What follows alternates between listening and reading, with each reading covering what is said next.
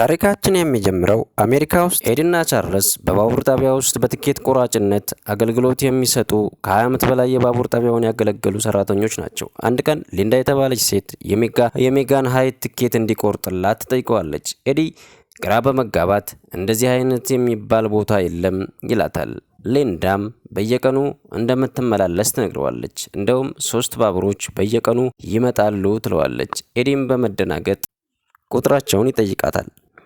919 219 519 እንደሆኑ ትነግረዋለች። በፍጥነትም ሲስተሙን ቸክ በሚያደርግበት ጊዜ ሊንዳ ከጎኑ ተሰውራለች። ከስራ ወጥቶ ቻርልስ ጋር ወደ ቤቱ ሲሄድ ያጋጠመውን ያጫውተዋል። ቻርልስ ተው እባክህ የማይመስል ነገር አታውራ፣ ጨዋታ አይጠገብም ብሎት ይለየዋል። ኤዲ ግራ በመጋባት ስሜት ወደ ቤቱ ያዘግማል።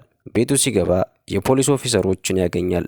ምን እንደተፈጠረ ሲጠይቅ ልጁ ፍቅረኛውን ደብድቦ ጉዳት እንዳደረሰባት ያስረዱታል። እድሜው ለስራ ስላልደረሰ ፖሊሶቹ ማስጠንቀቂያ ሰጠውት ሲወጡ ኤዲ ምን እንደተፈጠረና አዲስ ባህሪ እንዴት ሊያመጣ እንደቻለ ልጁን ይጠይቀዋል። በቀጣይ ቀን ኤዲ ስራ ሲገባ ዛሬም ሊንዳ በተረጋጋና በጥሩ ሁኔታ ውስጥ ሆና የሜጋን ሃይት ትኬቶችን እንደምትፈልግ ትነግረዋለች። ኤዲ ቻርልስን ጠርቶ ቢጠይቋትም ሊንዳ የሜጋን ሃይት ትኬት እንደምትፈልግ ትነግራቸዋለች።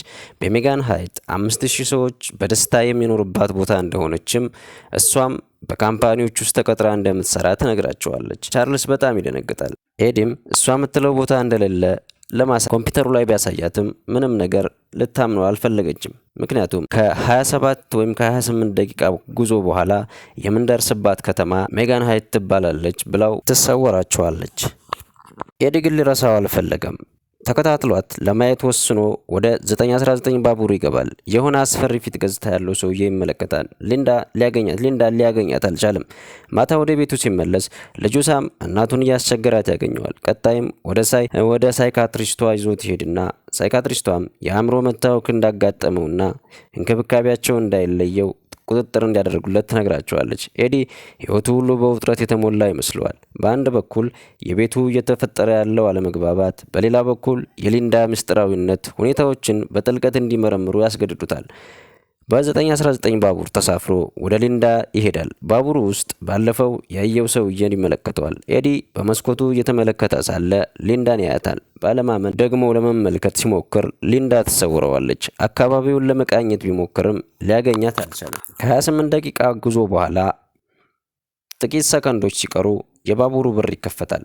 የባቡሩ በር ከተከፈተ በኋላ የአስፈሪ ፊት ገጽታ ያለው ሰውዬ ወደ ባቡሩ በር በመቅረብ ዘሎ ይወርዳል። ኤዲ በድንጋጤ ወደ በሩ ቀርቦ እሱም ተመሳሳይ ነገርን ያደርጋል። ሲመለከት ብዙ ሰዎች እንደነሱ ዘለው ይወርደዋል። ሁሉም ሰዎች ወደ አንድ ቦታ ይሄዳሉ።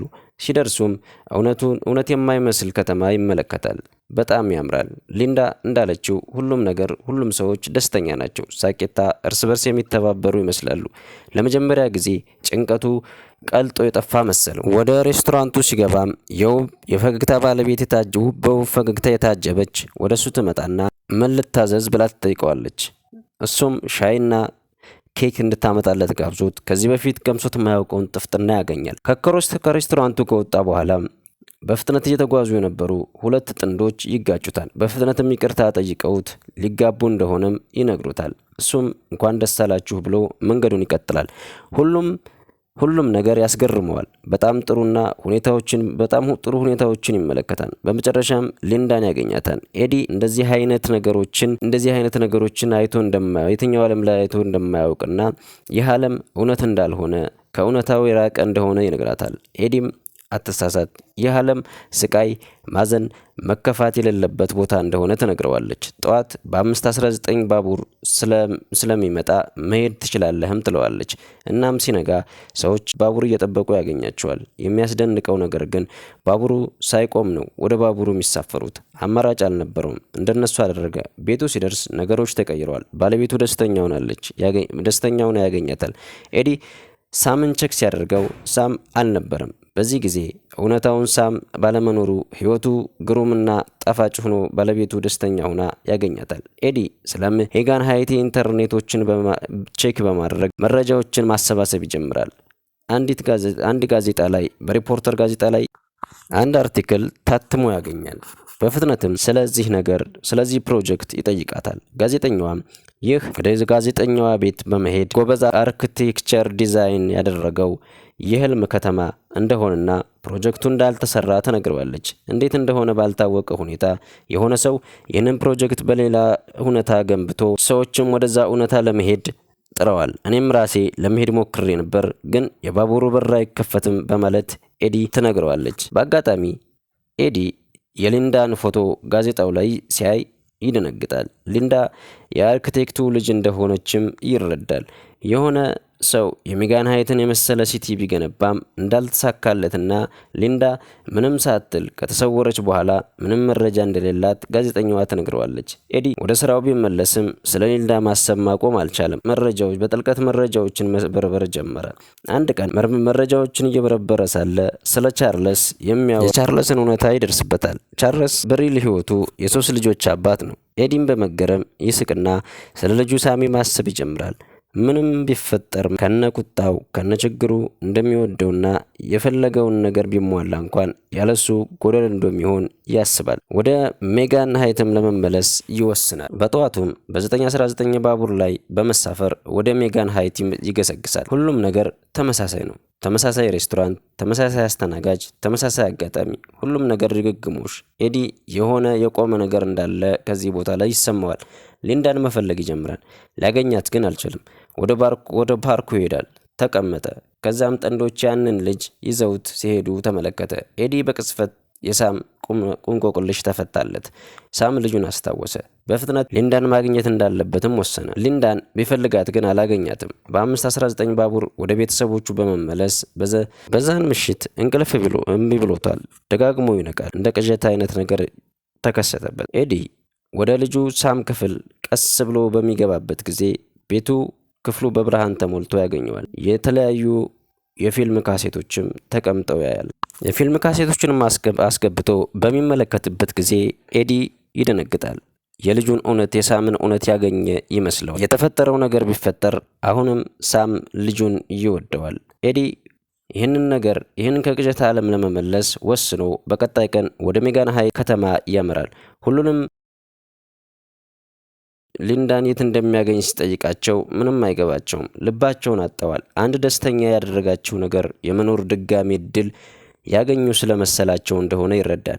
ሬስቶራንት ውስጥ በመመለስ አስተናጋጇን አጥብቆ ስለ ሊንዳ ሲጠይቃት አስተናጋጇም ታሪኳን ታጋረዋለች። ገና በልጅነቷ ሁሉንም ተስፋዋን እንዳጣችና የመኖር ምክንያት እንደሌላት ባሰበችበት ጊዜ ይህንን ቦታ እንዳገኘችና ዳግም የመኖር እድልን ያገኘችበትን ምክንያት እንደሆነ ታጫውተዋለች።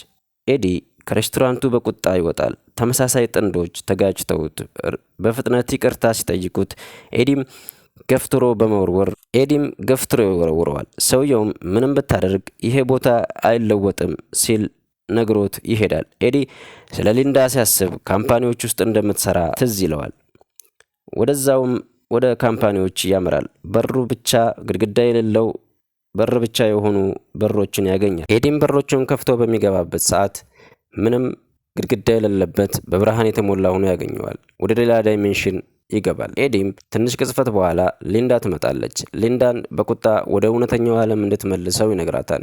ሊንዳም የዚህ ብትኖሩ ይሻልሃል፣ ይህ መጨነቅ ማዘን የሌለበት ነው ትለዋለች። ኤዲም እኔ ግድ የለኝም፣ ወደ እውነተኛው ዓለም ብቻ መመለስ ነው የምፈልግ ይላታል። ወደ ፓርኩም ተወስደውና ሊንዳ እውነቱን ትነግረዋለች። ይህ ፕሮጀክት የአባቷ እንደነበረ፣ አባቷም ፕሮጀክቱን ሳይጨርሰው ሲሞት እሷ መረጃዎቹን አሟልታ ይህም ፕሮጀክቱን እንዳደረገችና ሰዎችን በደስተኛነት ህይወት እንዲኖሩ እንዳደረገች ትነግረዋለች። ኤዲ ግን ከባለቤቴና ከልጆቼ ጋር በሰላም መኖር ነው የምፈልገው ይላታል። ሊንዳም በጠዋቱ ተነስተህ በ519 ባቡር ተመልሰ መሄድ ትችላለህ ትለዋለች። በዚህ ወቅት እሱ በጠዋት ተነስቶ ባቡሩን በመጠበቅ ላይ ያለ የአስፈሪ ፊት ገጽታ ያለው ሰውዬ በዳግም ይገናኘዋል። ታሪኩንም ያጋረዋል።